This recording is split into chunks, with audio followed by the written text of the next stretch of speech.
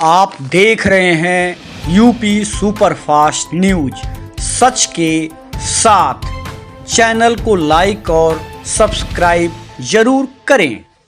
Nishad party के supremo और उत्तर प्रदेश सरकार के कैबिनेट मंत्री डॉक्टर संजय निषाद ने प्रधानमंत्री से दिल्ली में मुलाकात की और उत्तर प्रदेश में पीएमएसवाई अनुदान निधि 300 करोड़ के लिए धन्यवाद प्रेषित किया। साथ ही साथ मछुआरा आरक्षण पर माननीय प्रधानमंत्री से मौजूदा स्थितियों से अवगत कराया और बोर्ड और निगमों में निषाद पार्टी के कार्यकर्ताओं को समाहित करने की मांग की।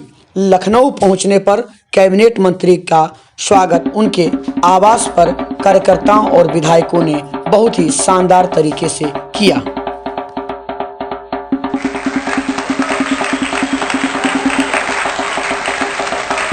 विदेशी दौरे से लौटे कैबिनेट मंत्री ने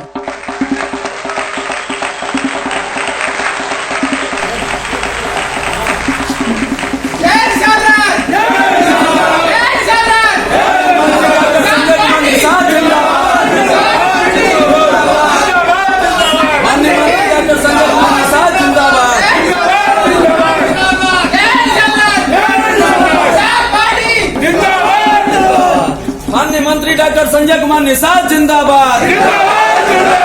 मंत्री डॉक्टर संजय कुमार निषाद जिंदाबाद। पार्टी जिंदाबाद। पार्टी जिंदाबाद। पार्टी जिंदाबाद। मंत्री डॉक्टर संजय कुमार निषाद जिंदाबाद।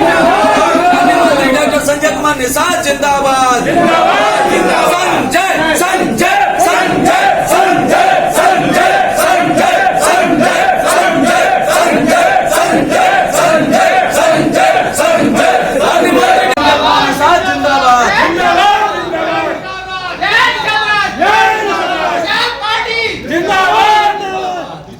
मंत्री डॉक्टर संजय कुमार निषाद जिंदाबाद। मंत्री डॉक्टर संजय कुमार निषाद जिंदाबाद। पार्टी जिंदाबाद। पार्टी जिंदाबाद। पार्टी जिंदाबाद। मंत्री डॉक्टर संजय कुमार निषाद जिंदाबाद। देश से दौरा कर लौटे डॉक्टर संजय निषाद ने मीडिया से बात की और सभी को धन्यवाद दिया। प्रधानमंत्री जी को बधाई देना था कि उनके इस नेतृत्व में भारत का देश दुनिया में बड़ा नाम हुआ है। गुड गवर्नेंस का जिस तरीके से चर्चा पूरी दुनिया में है, हमने अपनी आंखों से ब्राज़ील, मैक्सिको और अर्जेंटीना में देखा कि वहाँ के व्यापारियों ने सराहा कि नहीं, अब भारत में निवेश करने का एक प्लेटफार्म और एक माहौल बना जिससे हम लोग आने में कोई दिक्कत नहीं, हम लोग ज़रूर आएंगे। तो एक तो उसको धन्यवाद देना था। दूसरा, अभी हमारे जो मूल हमारी पार्टी का, हमारे समाज का आरक्षण का मुद्दा है, उसको अभी चूँकि गौड़ का हो गया तो लोगों की इच्छाएँ और बढ़ गई कि जल्दी हमारा भी होना चाहिए।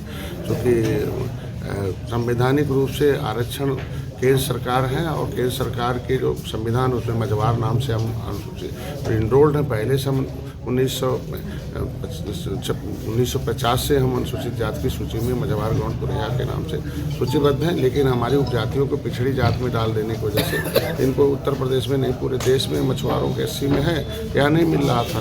तो उसमें आया कि नहीं, हमारा नाम 31 दिसंबर 2016 को जाते जाते सपा ने पिछड़े से भी निकाल दिया, हम कहीं नहीं हैं। और प्रधानमंत्री को भी धन्यवाद देना था, उन्होंने आश्वस्त किया कि नहीं ठीक है, अब इस पर प्रभावी कार्रवाई जल्दी होगी और निर्णायक दौर पर है।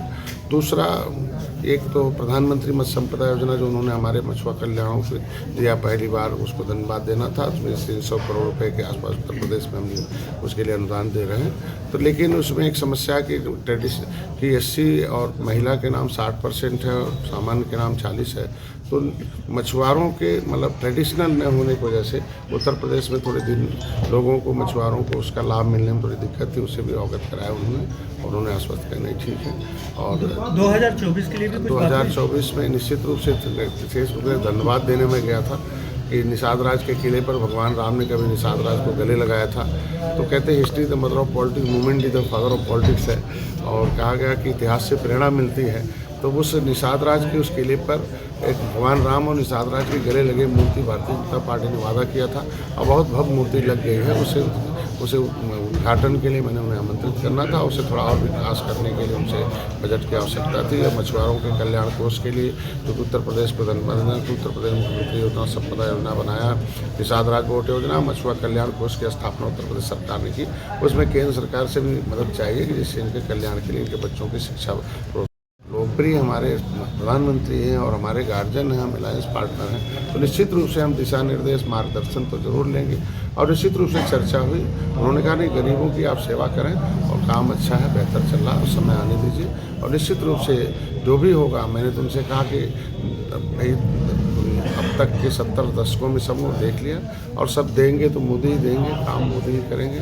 और उन्होंने आश्वस्त किया कि नहीं, जिस तरीके से हमने बधाई देना था कि गुजरात में हम गए थे उनको जिताने के लिए और उनको जीत की बधाई दिया, जिस तरीके से हमने बताया कि उसी तरीके से पूरे देश में। पिछले कई दिनों से आप विदेशी दौरे पे थे, क्या अनुभव रहा भारत में, जो संभावनाएं क्या हो रही है? बिना निवेश के तो किसी देश और प्रदेश का विकास नहीं हो सकता। पहले के विधानसभा में क्या था कि आप ही अखबार है, चैनल है, चलता था किस पार्टी से इतने लोग, ऐसी इस नेचर के विधायक हैं। लेकिन अभी आप ही के चैनल, आप ही की पत्रिका छप रही है कि नहीं, अब उत्तर प्रदेश के में विधायकों में इतने डॉक्टर हैं, इतने इंजीनियर हैं, इतने व्यापारी, इतने ग्रेजुएट, इतने पोस्ट ग्रेजुएट हैं, इतने किसान, इतने नौजवान, इतनी महिलाएँ हैं। अब उत्तर प्रदेश के विधानसभा का प्रदेश बदला, उत्तर प्रदेश का एक गुड गवर्नेंस का और माहौल निवेश का बदला है। तो सारे व्यापारी जहाँ जहाँ भी हम लोगों ने बात की है और निवेश करने के लिए हमें ऊपर उन्होंने टेंटेटिव रूप से तैयार हो चुके हैं। और वो जो ग्लोबल इन्वेस्टर समिट है 2023 के लिए, वो फरवरी में लगभग सभी लोग सहमति। सर, इन्वेस्टर समिट को लेकर अखिलेश यादव ने जो तंज कसा है, उस पर क्या कहना चाहेंगे? देखिए, अपने समय में तो कुछ किया नहीं उन्होंने, उन लोगों ने तो उन लोगों के समय में 2004 से 2014 तक सपा और बसपा के सहयोग से केंद्र की सरकार चल रही थी और उसमें ऐसा माहौल था, कांग्रेस की सरकार इससे पहले थी, इस देश के ढेर सारे खुद के इंडस्ट्रियलिस्ट दूसरे देशों में जाकर इन्वेस्ट किए हैं। हमें तो दुर्भाग्य है कम से कम इस देश के खुद के इन्वेस्टर जाके दूसरे देश में इन्वेस्ट करके वहाँ समृद्धि पैदा की। तो पहले तो हम लोगों ने माहौल बनाया, वो लोग बहुत खुश हैं कि अब कम से कम उत्तर प्रदेश में निवेश करने का अवसर आ गया। अब हमारे भारतीय जो बाहर निवेश किए हैं, भारतीय जो बाहर इंडस्ट्री सब, वो भी आने के लिए इच्छुक है अब। और अपने समय में आज के दिन में उत्तर प्रदेश के निवासी हैं, उत्तर प्रदेश का विकास होना चाहिए, उन्हें तो सहयोग करना चाहिए, उन्हें इस तरीके का बयानबाजी नहीं हो। मैं तो उनसे उम्मीद ही रखूँगा, मुख्यमंत्री हैं, बड़े नेता हैं और एक सरकार राष्ट्रीय अध्यक्ष किसी पार्टी के, प्रदेश के नागरिकों के हितों के लिए उन्हें खुद ही किसी न किसी देश में जाना चाहिए और वहाँ से न्योता लाना चाहिए। उनको कहना चाहिए, भाई आइए, आप यहाँ इंडस्ट्री लगाइए और उत्तर प्रदेश के नौजवानों को रोजगार।